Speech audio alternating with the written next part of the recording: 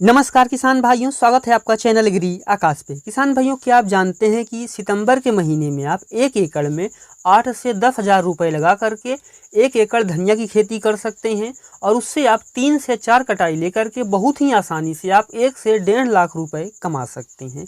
इस वीडियो में आपको सितंबर के महीने में धनिया की खेती की संपूर्ण जानकारी मिलने वाली है, जैसे धनिया के लिए उपयुक्त मिट्टी, खेत की तैयारी, हाइब्रिड किस्में, बीज दर और उपचार, बुआई का सही तरीका, खाद उर्वरक प्रबंधन, खरपतवार नियंत्रण, सिंचाई का सही तरीका, कीट और रोग नियंत्रण, उत्पादन और कमाई। तो पूरी जानकारी सही विधि से समझने के लिए इस वीडियो को आप पूरा देखिएगा। चैनल पर पहली बार आए हैं, चैनल को सब्सक्राइब कर लीजिएगा, क्योंकि यहाँ पर मैं आपके लिए खेती बाड़ी से जुड़ी हुई ऐसी महत्वपूर्ण वीडियो बनाता रहता हूँ। चलिए शुरू करते हैं। किसान भाइयों, सितंबर के महीने में कई जगह पे बारिश ख़त्म हो रही होती है, तो कहीं जो है वो बारिश चल रही होती है। तो उस समय किसान भाइयों कौन सी मिट्टी का चुनाव करें? तो आमतौर पर सभी मिट्टियों में की जा सकती है, लेकिन अगर आपके यहाँ बारिश हो रही है तो आप रेतीली दोमट, बलुई दोमट या फिर काली मिट्टी का चुनाव करें, ये इसके लिए अच्छी मानी जाती है। और अगर आपके यहाँ बारिश जो है वो ख़त्म हो गई है तो आप दोमट, मटियार, किसी भी तरह की जो मिट्टी है उसमें खेती कर सकते हैं। खेत में पानी निकलने की व्यवस्था होनी चाहिए और मिट्टी के पीएच मान 6.5 से लेकर के 7.5 तक का हो तो बहुत ही अच्छी बात है। खेत की तैयारी के लिए सबसे पहले आपको 1 फेदो जुताई कर लेनी है, खरपतवार निकाल लेने हैं, उसके बाद 100 से 150 कुंटल गोबर की खाद डालनी है। उसके बाद फिर से आपको 1 फेदो जुताई कर लेनी है। जब आपकी जो खेत की मिट्टी है वो भुरभुरी हो जाए तब आपको उसमें बेड बना लेना चाहिए। अगर आपके यहाँ बारिश हो रही है तब आप बेड ज़रूर बनाएं। अगर आप बेड नहीं बनाएंगे तो कई पौधों का आपको नुकसान हो जाएगा। हो सकता है कि एक बारिश में जैसे ही जमाव हो रहा हो और तगड़ी बारिश हो गई तो आपकी 40 से 50% जो फसल है वो ख़राब हो जाएगी। तो आप बेड बना लीजिए। अब आपका जो खेत है वो बुआई के लिए तैयार हो गया है। और अब हम बात करते हैं उन्नत किस्मों की। कौन सी किस्में लगाएं जो कि आपको 3 से 4 कटाई भी दें ताकि आप अच्छा उत्पादन ले पाएँ। जो हमारी पहली किस्म है वो है नामधारी की सुरभि धनिया। इसकी जो पहली कटाई है वो मात्र 35 दिन में शुरू हो जाती है। पौधे की लंबाई की बात करें तो 20 से 25 सेंटीमीटर का इसका पौधा होता है। गहरे हरे पत्ते होते हैं, चमकदार होते हैं। और सबसे अच्छी बात इसकी है कि आप इसको अगेती पछेती हर मौसम में लगा सकते हैं। तो आपको इसका चुनाव आप कर सकते हैं और एक बार बुआई करके आप इसकी 3 से 4 कटाई आसानी से ले सकते हैं। तो ये किस्म आपके लिए काफ़ी अच्छी हो सकती है। जो हमारी दूसरी किस्म है वो है इंडेम कंपनी की मल्टी कट धनिया। दांतेदार चौड़ी पत्तियाँ होती हैं और यह जो किस्म है थोड़ा लेट से तैयार होती है। इसकी पहली कटाई 50 से 55 दिन में शुरू होती है और जो पौधा होता है इसका थोड़ा सा छोटा होता है, 15 से 20 सेंटीमीटर का होता है। जैसे इसका नाम है मल्टी कट, वैसे ही 2 से 3 कटाई इससे आप काफ़ी आसानी से ले सकते हैं। और जो हमारी तीसरी किस्म है वो है बॉम्बे कंपनी की बॉम्बे सुपर धनिया।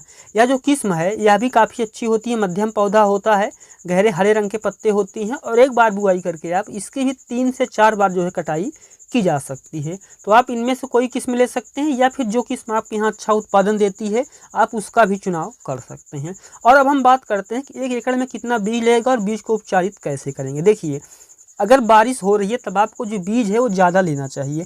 1 एकड़ खेती के लिए आपको 8 से 10 किलो बीज चाहिए और अगर बारिश नहीं हो रही है तो आप 6 से 7 किलो में भी उगा सकते हैं। सबसे पहले आपको जो है किसान भाई बीज को हल्के हाथ से रगड़ लेना है। इससे क्या होगा कि जो उसके 2 पत्र हो जाएंगे, जैसे दाल होती है उसके 2 भाग होते हैं, जब उस तरीके से हो जाएगी तो जमाव जो है वो अच्छा हो जाएगा।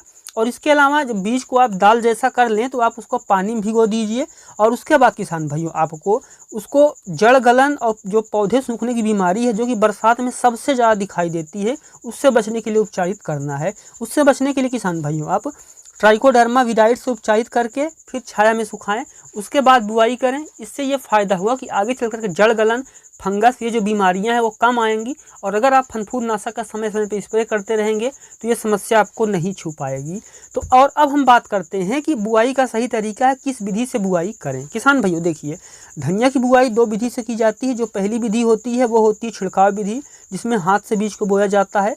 लेकिन जो दूसरा तरीका होता है वो है लाइन विधि। और अगर आपको हरी धनिया की खेती करनी है, अच्छा पैसा कमाना है, तो आपको इसकी जो खेती है वो लाइन विधि से करनी चाहिए। अगर आप लाइन पे कर रहे हैं तो पौधे से पौधे की दूरी आप 5 से 7 सेंटीमीटर रखें और लाइन से लाइन की जो दूरी है किसान भाइयों वो आप अलग अलग किस्मों के अनुसार रख सकते हैं। औसत जो होता है वो 30 से 35 सेंटीमीटर होता है। और बीज को आप 1 से 2 सेंटीमीटर गहराई में बोएं। पौधे से दूरी जो है पौधे की वो 5 से 7 सेंटीमीटर रखें और लाइन से लाइन की दूरी आप 30 से 35 सेंटीमीटर रख सकते हैं। और अब हम बात करते हैं कि खाद प्रबंधन किस तरीके से करें। 1 एकड़ जब आप बुआई करने जा रहे हो तो गोबर की खाद डालने के बाद आप 30 किलो यूरिया ले लीजिए, 30 किलो DAP ले लीजिए और 15 से 20 किलो पोटास ले लीजिए। इसको डाल करके आप बुआई कर दीजिए और बुआई के बाद 10 से 15 दिन बाद जब पौधा विकास कर रहा हो, तो क्योंकि पौधे को तेज़ी से विकास करने के लिए नाइट्रोजन, फास्फोरस और पोटेशियम की ज़रूरत होती है। तो उसके लिए 1 लीटर आप किसान भाइयों पानी ले लीजिए, 4 से 5 ग्राम ले सकते हैं आप NPK 19-19-19। जहाँ पे विकास नहीं हो रहा है वहाँ पे स्प्रे कर दीजिए। और अगर पूरे खेत में ये समस्या है कि विकास तेज़ी से नहीं हो रहा है और आपको तेज़ी से विकास करना है, तो आपको 1 किलो लेना है NPK 19-19-19, 2 फिल्टर पानी मिला करके पूरी एकड़ भर फसल में स्प्रे कर दीजिए। इसके अलावा 20 से 25 दिन की अवस्था पे आपको सूक्ष्म पोषक तत्व लेना है 100 से 150 ग्राम और 15 से 20 किलो यूरिया लेनी है 1 एकड़ में। और अगर पौधा बहुत ज़्यादा कमज़ोर है तो आपको 10 से 15 किलो डालना है, उसके 10 दिन बाद आपको फिर से डालना है। और अगर पौधा मजबूत है, सहने लायक है, तो 20 किलो यूरिया में आप 150 ग्राम सूक्ष्म पोषक तत्व मिला करके डाल दीजिए। इसके अलावा कोई खाद डालने की ज़रूरत नहीं होती है, लेकिन स्प्रे का आपको विशेष ख्याल रखना पड़ेगा।